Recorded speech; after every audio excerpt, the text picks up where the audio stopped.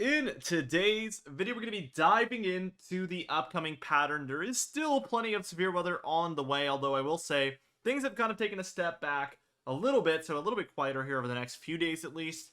And we'll also be diving into the overall temperature pattern among other storms ongoing. Now, today is finally the day that I'm uploading my first vlog to my vlog channel. So on the top right corner of your screen, you can go ahead and check that out if you are interested. I'll also have it in the description and pinned comment down below, where we're going to be occasionally uploading videos just in real life. There is a couple of weather related topics in that one. I'm already filming the second one now, which should be out in about a week. And that one does actually feature a few thunderstorms that have happened over the last few days. So yes, pretty weather related, but also just life related, among other things. So if you want to get to know me a little bit more, that definitely would be a cool opportunity. Of course, you don't have to. I understand that most of you just watch for the forecasts, and many of you will not be interested. But if you are, check it out. Let's go ahead and dive into things. And as we take a look at tomorrow afternoon, we see things are a little bit quieter, as I mentioned. We've seen things kind of die down. We see a pocket of thunderstorms here for portions of Colorado, Kansas, Oklahoma, Texas, Louisiana, Arkansas here.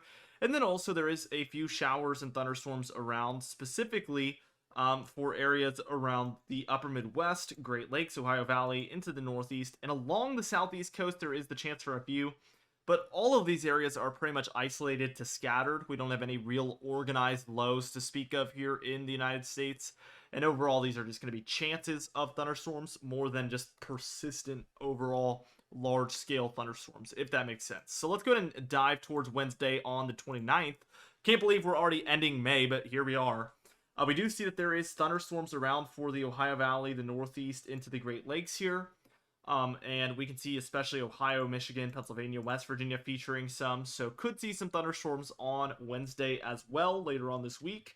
We do see that for the South Central states, New Mexico, Texas, Oklahoma, Kansas, Missouri, Arkansas, Louisiana, and Mississippi all have thunderstorms around. And then we have this kind of persistent storminess that is happening over the Northwest. We have a 998 north up there in Canada. A little bit of snowfall here for the Cascades, and then mostly rainfall throughout the Rockies. We'll have to see the total snowfall in a minute. It's going to be very shocking. I've already taken a peek, but you guys are going to be amazed at how much we've seen that regress.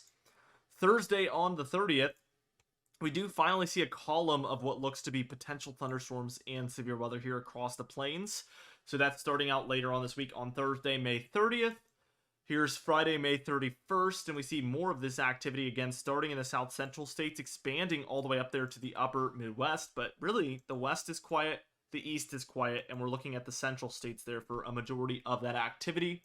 By the time we take a look at Saturday here on the 1st of June, we get a little bit more widespread with these thunderstorms. Still, I would say, centered over the central regions of the United States, but they are spreading a little bit eastward for the Great Lakes, Ohio Valley, and deeper south areas. Could eventually make it towards the east. Only time will tell.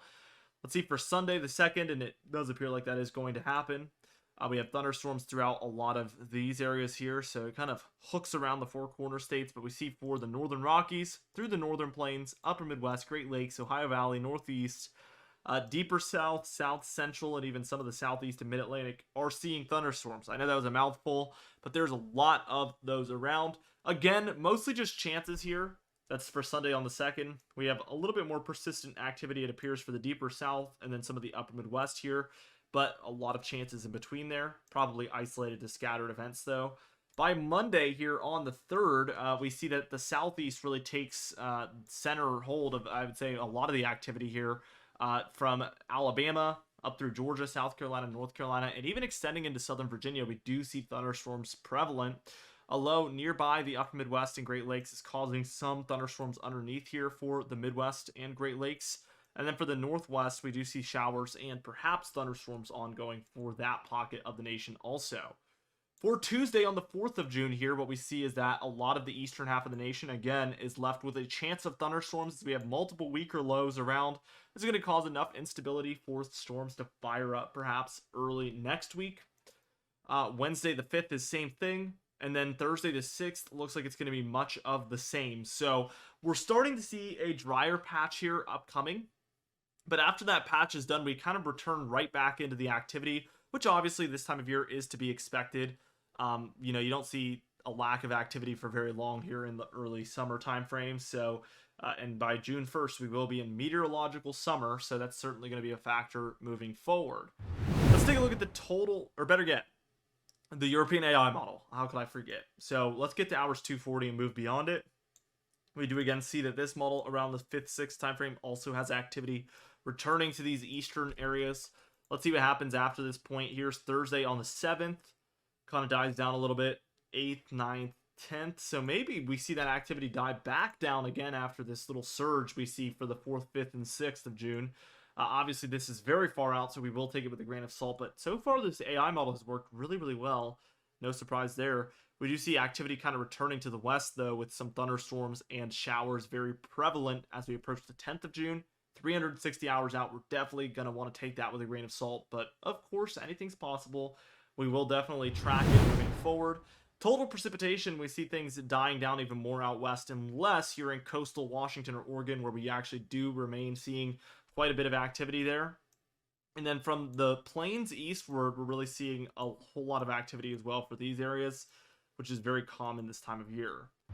Total snowfall, look at this. We went from expecting perhaps a foot plus for the Rockies to now maybe an inch in some of these mountaintop locations if we're lucky. So maybe wintertime is finally saying goodbye. The Cascades maybe an inch to perhaps 6 inches at the most in some of these highest elevations. This is a massive, massive drop-off from what we've been seeing over the past few days and weeks. Here's the temperature pattern overall, and let's just walk through it. Colder in the west, warmer in the east for now. We do see a cool down really take hold by the time we're reaching about the Friday time frame. So we do see a colder air mass for later on this early weekend.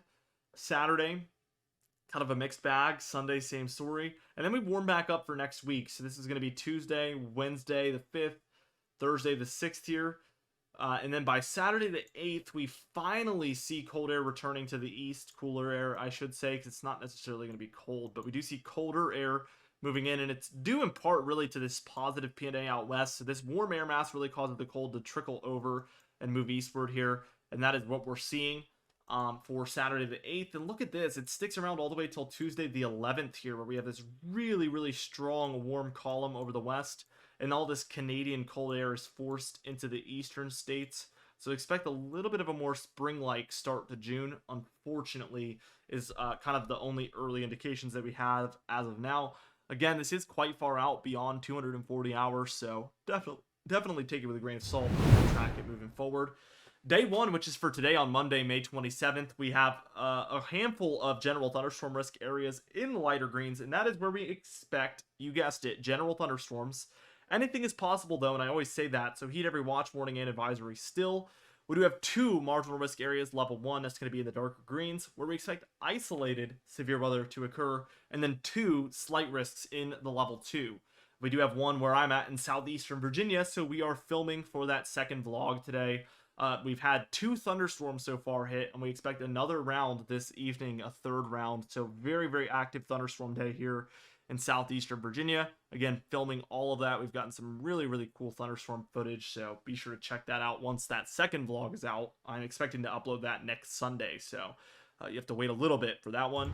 Day 2 here, we have 3 or 4 general thunderstorm risk areas. Actually 5. There's one for the Outer Banks too, so 5 general thunderstorm risk areas there in lighter greens. Again, still heed every watch, warning, and advisory. And just as a reminder, this is for Tuesday on May 28th.